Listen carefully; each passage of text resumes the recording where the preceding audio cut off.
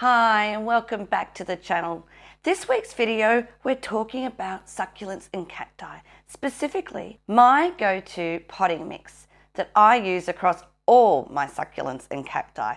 And if you stay to the end, I've got a little gift for you, something you can take away, so to speak. Now, a few weeks ago, my very first video on the channel, I shared my go-to easy houseplant potting mix that I use across almost all my plants. But I can't use it for succulents. Succulents require something different. And after learning the secrets of this potting mix, you'll never be tempted to waste money on store-bought stuff again.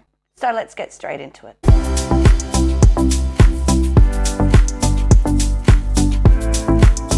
Now, first things first, if you use pre-mixed specialist succulent mix that you can get and that it's working for you, I'm not here to tell you not to use it or that it's no good. You do you. If it's working for you, don't change. That's awesome. For me personally, I only started finding success with succulents once I moved away from those pre-mixed succulent mixes, and I'll explain why later. But I did find them a bit problematic just for me. And the succulent and cacti mix that I'm going to show you today, it's the result of a number of different experiments. The best results are what's in my pots now, and that's what I'm going to show you.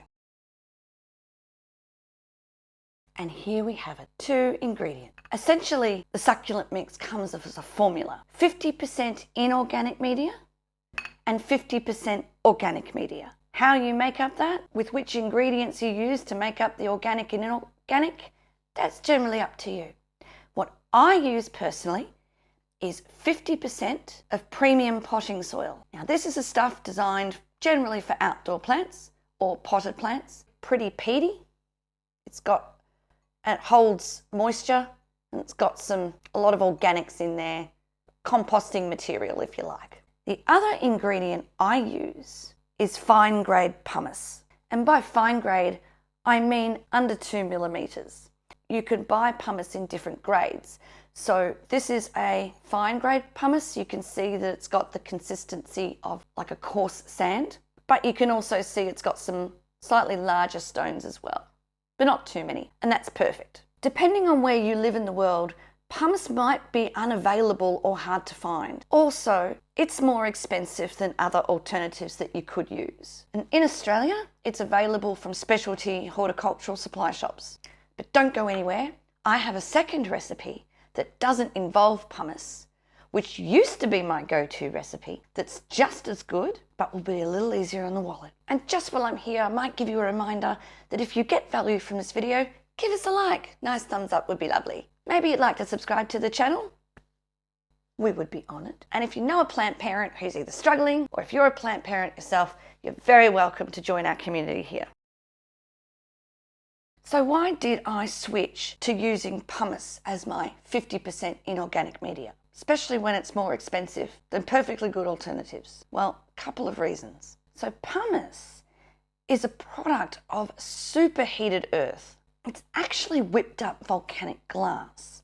And because of this, it has tons of tiny bubbles both on the outside and on the inside. And that means it actually has an elevated porosity. So it's actually better than perlite because it has those large and small holes or micropores really.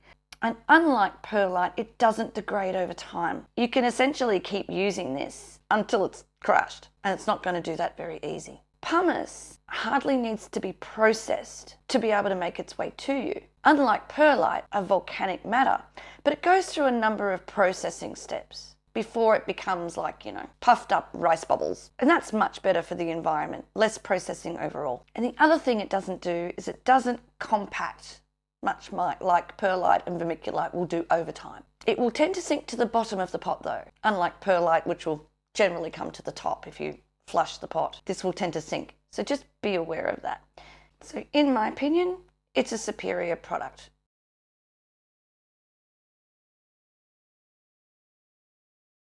So what went wrong with the store-bought mixes? I initially tried store-bought potting mixes that were specifically for succulents and cacti, but it didn't take long for me to start to have problems. A lot of those plants rotted, and some of that admittedly was my own learning curve.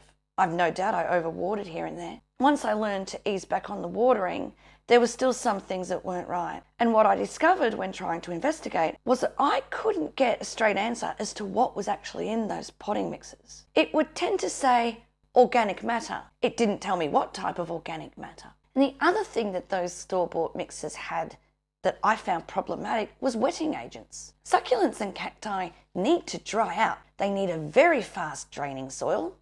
They need to get wet, and then they need to dry out. And wetting agents work against that. And so it became evident over time that some of the reasons why I was experiencing some rotting, I believe, came down to those wetting agents. So because I didn't really know what made up those soils, I couldn't control what was in the pot as well as what I can when I make the mix myself, when I know actually what goes into it. And when all of your succulent and cacti mix is organic material, then you're missing out on the 50% inorganic material that's really necessary. And it was only after I started doing my own research and started speaking to people who had beautiful succulent collections that were doing so much better than mine that I found out this. So 50% organic, 50% inorganic.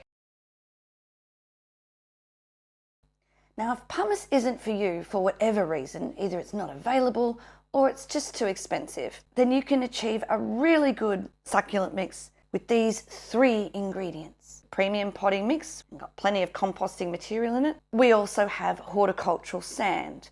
Now you want a bit of a coarse grade with this.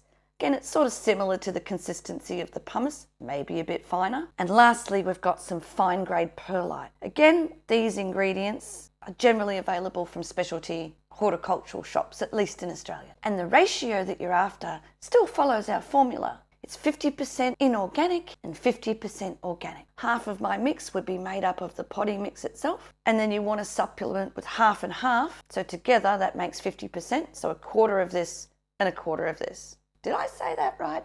Did I confuse you all? Let's try that again. Half of your succulent and cacti mix should be made up of that, a quarter of this and a quarter of this, because those two make up 50%. Bundle it all together. Make sure it's all consistent. Got a nice, good, consistent mix. Pot up your plants. So regardless of what organic or inorganic media you use, the ratio is always the same. And that allows the plant to have a good amount of material that breaks down, gives its nutrients, holds some moisture, and also contains enough inorganics that you get that fast draining potting soil that succulents need. Now, if you've stayed to the end, I do have a little gift for you. So if you jump over to rarerootsofjoy.com.au and go to the blog, I have left a recipe card for you as a PDF that you can download. It has both of these recipes in it with information on how you can get these if you're within Australia. Also, all the products that I've mentioned today will be linked down in the description. So do check those out. And I'll see you in the next video. Bye.